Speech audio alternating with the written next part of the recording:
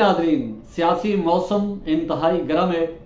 सियासी जमात एक दूजे ते इल्ज़ाम तराशी का सिलसिला भी जारी है।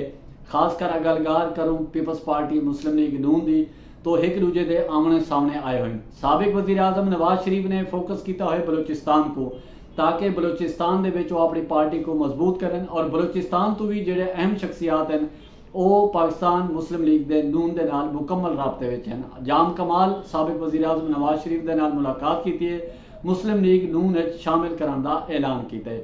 और इवें ही पाकिस्तान पीपल्स पार्टी के चेयरमैन बिलावल भुट्टो जरदारी ने KPK को फोकस किए और 21 नवंबर कने घेन के 26 नवंबर तक KPK के मुख्तलिफ अजला मरदान, एबटाबाद, दीर और दीगर इलाके दे विच उन्होंने कन्वेंशन कराने का ऐलान किया। और बिलावल भुट्टो जरदारी जोड़ा है वो उत्था खिताब करे सी। उन्हें कने पहले पाकिस्तान पीपल्स पार्टी के जोड़े मरकजी सैकटरी तलातन फैसल करीम कुंडी वो KPK दे विच जाके बैठन, ताकि पार्टी के चेयरमैन जिले KPK दे विच आवन, मुख्तलिफ इजला का दौरा करें, कन्वेंशन होवे, लोगों की ज़्यादा से ज़्यादा शिरकत को यकीनी बनाया वजे। तो गाल थी पी है साबिक वज़ीर आज़म नवाज शरीफ की। नवाज शरीफ बलोचिस्तान पहुँच चुके हैं, अपनी सियासी सरगर्मियाँ उन्होंने तेज़ की।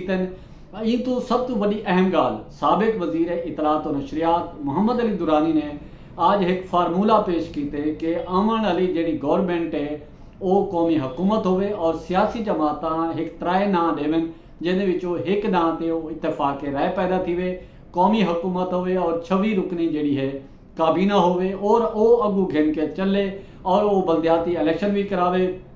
इन तरह का क्योंकि मोहम्मद अली दुरानी की एक गाल सामने आवन बड़ी मैनी खेज है, क्योंकि मोहम्मद अली दुरानी वो खुद अपने तो गाल कोई नहीं करेंगे और ना ही कोई उन्होंने कोई इतना बड़ी पार्टी है कि वो अमल दखल करे या कोई डिसाइडेड पावर होवे। वो जी गाल करेंगे पैन सियासी जमातों से एक तरह का टेस्ट लाया देना पे कि सियासी जमातों का ई हवाले नाल क्या रद्द अमल आवे। और ये जी अज मोहम्मद अली दुरानी ने गाल की इंदा आने वाले वक्त क्या इंपैक्ट पोसी सियासी जमात इलेक्शन के और एक दूजे का जो इल्ज़ाम तराशी वही जमात हैं। इनकने पहले अज इलेक्शन कमीशन के जो मुस्लिम लीग नून के अहम रहनुमा अताउल्ला तारड़ ने गाल की है कि अगला वज़ीर आज़म रेवंत तो होसूल रेवंत तो मुंतखब थी सी। और ये सारी गाल जी है और उन तो बाद मोहम्मद अली दुरानी की यह गाल सामने आना कि कौमी हुकूमत बनाई वजे। पाकिस्तान पीपल्स पार्टी और मुस्लिम लीग नून ने एक फैसला किए कि फिलहाल जो इलेक्शन का माहौल है एक दूजे नाल तीर ते तनकीद के तीर चलाए वजन। इन तो बाद जिले इलेक्शन थी वैसे रिजल्ट आ वैसी वल एक दूजे नाल मिल के गवर्नमेंट बनाई वैसी। ये ताज़ा तरीन सूरत हाल है, तो दसना जरूरी है। इलेक्शन कमीशन भी अपनी तैयारियां जारी रखा है। आलमी मुबसरीन वास्ते उन्होंने कार्ड जोड़े हैं वो भी हतमी फैसला करके दे हतमी मराहल दाखिल छपाई का काम मुकम्मल है।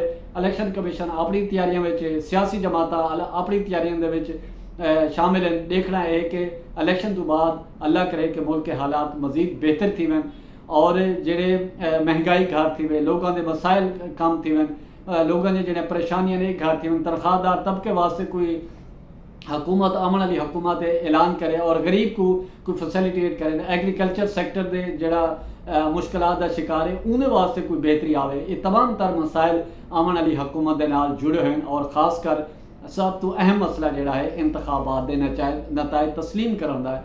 इन हवाले नाल एक अहम कुल जमाती कॉन्फ्रेंस दरकार है और इन्हें हाली तक कोई सियासी जमात इनिशिएटिव नहीं पे गिनती कि सारे को नाल मिला के मुल्क की जो मसाइल का सामना है मुल्क को उनके तमाम फरीकैन मिल के बहन और मसले का हल बोलें। ही मुहब्बत के नाल जिस हमेशा मुहब्बत की है। प्रचार की टीम को इजाज़त दे, अपने गिरदो नवाज का खास ख्याल रखो, लोगों वास्ते आसानियाँ पैदा करो।